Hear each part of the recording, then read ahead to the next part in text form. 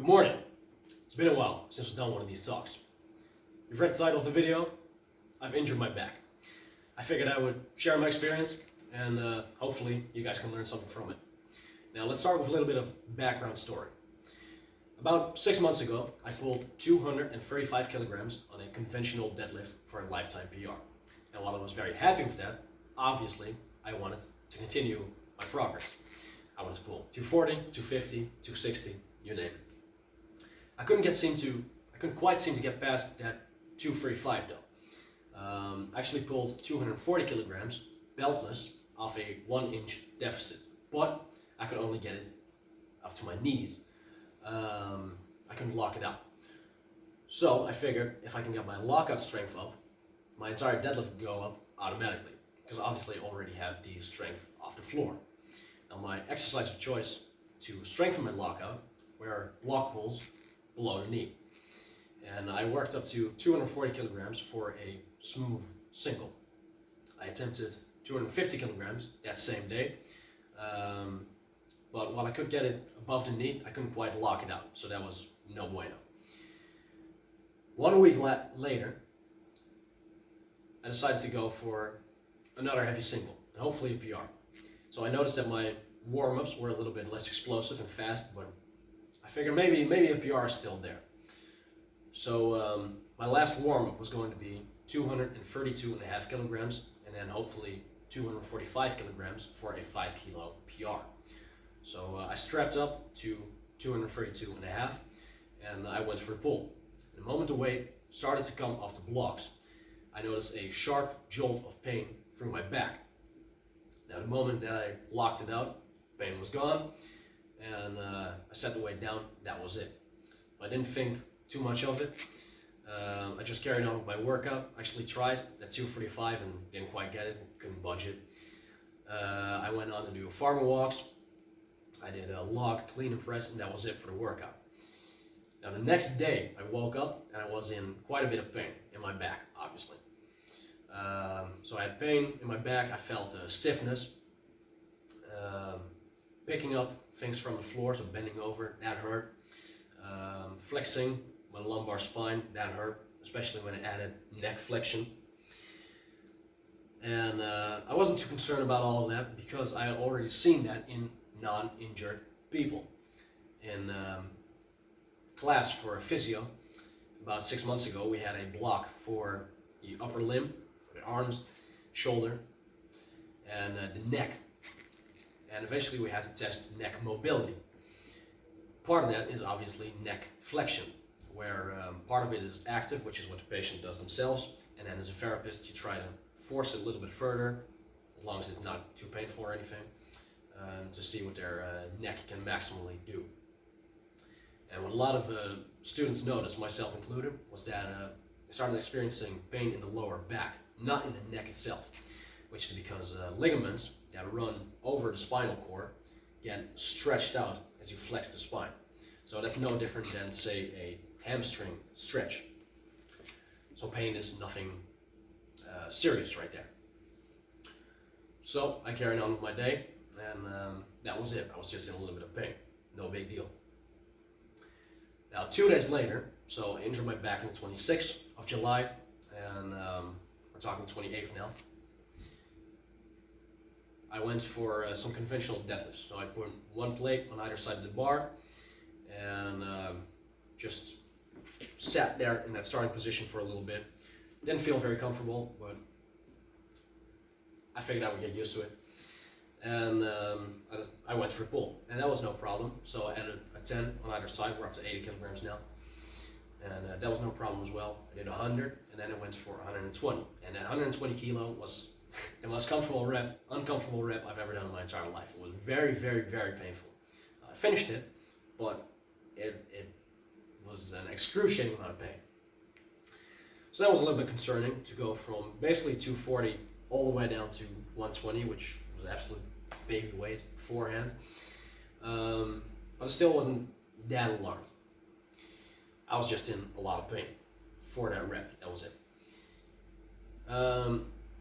After the fact, I started thinking about a couple of tests that I had learned in physio for assessing nerve damage, especially in the spinal column.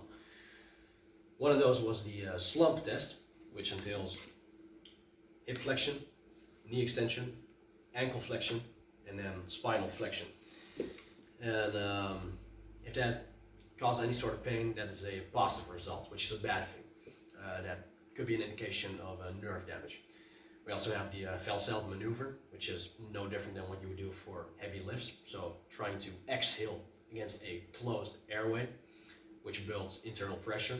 That hurt. And then there is the a version of a straight leg test, which is where you, or a straight leg raise, which is where you lay on your back, you raise your leg up, and then add neck flexion. That hurt as well. So this is where I started to get a little bit concerned. And I was actually on a bus ride, and I started to look it up on forums. So maybe there is something wrong. I didn't want to fool myself and think, oh, surely I have these symptoms, but I can't have a herniated disc, right? No, I just wanted to assume the worst and figured, okay, if I have a slipped disc, herniated disc, whatever you want to call it, what would the consequences be in a worst case scenario? And I asked a little bit on, or I read a little bit on Reddit, bodybuilding.com, whatever, and basically everyone told me, without exception, that you would be a complete idiot to continue deadlifting and squatting heavy with a ruptured disc. And this is where I really start to freak out. I was sitting in the chair. I think I almost fainted, which might sound like a ridiculous story, but what you gotta understand is that this is very, very important to me. I have a lifetime goal of pulling 300 kilograms in a conventional deadlift without performance enhancing drugs. And I would say that would put me in a very elite category of lifters. There's very few people who actually manage to achieve that. And the fact that it's an almost unattainable, a seemingly impossible challenge, that is what drives me. And losing the ability to go for it that would be really, really upsetting. So I gave it a few more days, and I decided to visit a doctor after that. I live in the Netherlands. I got free healthcare. Everyone told me, why not consult a physician? So I did. And I was able to do my story. I was able to tell her what I thought could be my diagnosis. I told her what happened, how my recovery was going. And she ran a couple of tests, and she was basically able to assure me with, let's say, 95% certainty that there was nothing seriously wrong with my back. I didn't have any nerve damage or anything like that, which is what I was afraid of. I didn't have any pain in my legs, I didn't have any numbness, I didn't have any tingling, which are some pretty telltale signs that there would be something wrong. I don't have those. So she told me it's probably fine, which was a big relief. But that raised the question, what does or did cause my pain? And it's probably has to do with my SI joint. So if I'm going to illustrate the pelvis real quick, you're looking at the front, I'm looking at the back. You have these two big wings, which is called the ilium on either side. You have the sacrum in the middle at the back, and those two are connected via ligaments. And one of those, or a couple of those, probably have some tears, tweaks, whatever, which is nothing serious. That's no different than an injury to the elbow, to the knee, ankle, shoulder, blah, blah, blah. Nothing to be too concerned about. It just happened to be in a spot which affected my deadlifts, or affects my deadlifts. But that also means that it's nothing serious, so that is a really good thing. I'll just continue to build my deadlift back up. I'll get back to 235. After that, I'll pull 240 eventually. I'll pull 250. We're going to be back on the grind. And I got a couple of takeaway messages for this video. The first one being that rest is very important.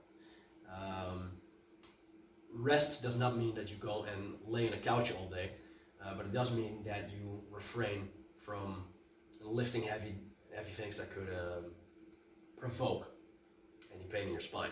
So, for example, I didn't do any heavy conventional deadlifts. I did do conventional deadlifts, but not to any serious degree. I refrained from maxing out on squats, no heavy barbell rows, stuff like that. Now, along with the fact that rest is very important, I would still suggest, as number 2, that you continue to move. Movement is very important, and movement can fix a lot of things, just as long as you go about it intelligently. So I still continue to move at work, which is where I would carry crates, which are like 10 kilos a pop, 2 at a time. So 20 kilos is well within my working range. It doesn't hurt my back, but it does promote blood flow and stimulates the area. Continue to move to the best of your ability. That's very important. And then the third thing is to take the entire process in stride. So for me, it's probably nothing too serious. It sucks that I've got a bit of a setback, but I'll be back.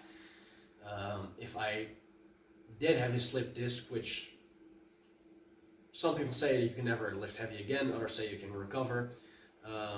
Let's say you can never lift heavy again, on at least deadlifts, squats, stuff like that. This is the hand that you've been dealt. So if it's from something stupid that you've done in training, and hopefully you can learn something from that. For me, it happened while I was pulling with a straight back. It was a weight that I was clearly capable of because I had already pulled more weight than that previously. It just happened.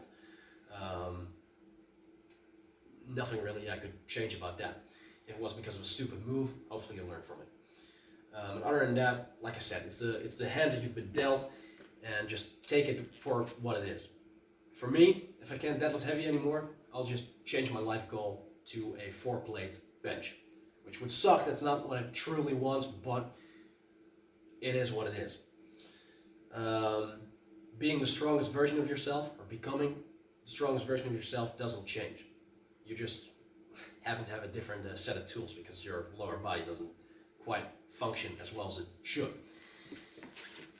So that's that. Rest, move, and take it for what it is. Thanks for watching. That's all I have to say. And I'll catch you guys in the next video. Peace.